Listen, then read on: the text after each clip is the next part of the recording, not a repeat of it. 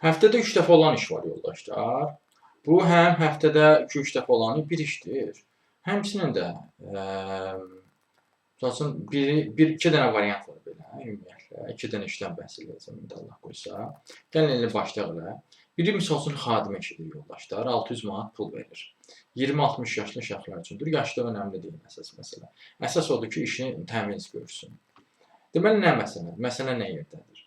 Deməli yoldaşlar bir evdir, bir mənzildir. Həmin o mənzil kirayə verilir xarici qonaqlara. Və xarici qonaq mənzili tərk etdikdən sonra orada yəni təmizlik işləri görəcəksiniz.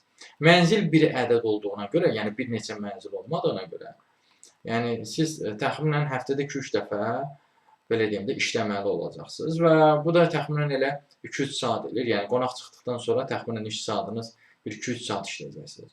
Yer də məşhur yerdədir. Sahil metrosunun yanındadır. Yəni belə bir iş imkanı var. Yəni yalnız bir evdir. Yəni bir neçə evləri icra eləmirsiniz. Bax belə bir özəlliyi var. Bundan əlavə xəstə baxıcısı işi var yoldaşlar. Günlüyü 20 manatdır. Həftədə amma 3 dəfədir. Yəni həftədə 3 dəfə işləyirsiniz. İş saatı da səhər saat 9-dan 4-ə qədərdir. Günorta 4-ə qədərdir. Xəstə özünü idarə edə bilir. Yəni sizin işiniz belə deyim də, xəstə baxıcısı olsa da, əsasən ev işləriniz olacaq sizin.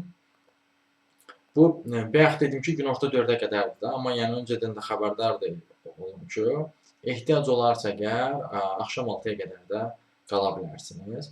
Binəqədidədir bu iş, Binəqədi kəndindədir. Həm bu işlərə, həmçinin digər işlərə müraciət etməkdə istəyirsinizsə, özəl dəstək vermək olar. Həm bunlara müraciət etməkdə çətinlik çəkirsinizsə, sizi tanış eləmək olar bu işlərlə.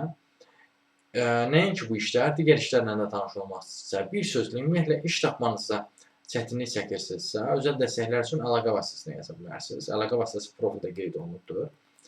Siz bu videonu harada görürsünüzsə, orada kanala daxil olsanız, Toğrulacı adlı kanala. Orada kanala daxil olduqdan sonra profildə əlaqə vasitəsini görə bilərsiniz. Əlaqə vasitəsini oradan götürüb mesaj yaza bilərsiniz. Sağ olun, salamat qalın, işsiz qalmayın.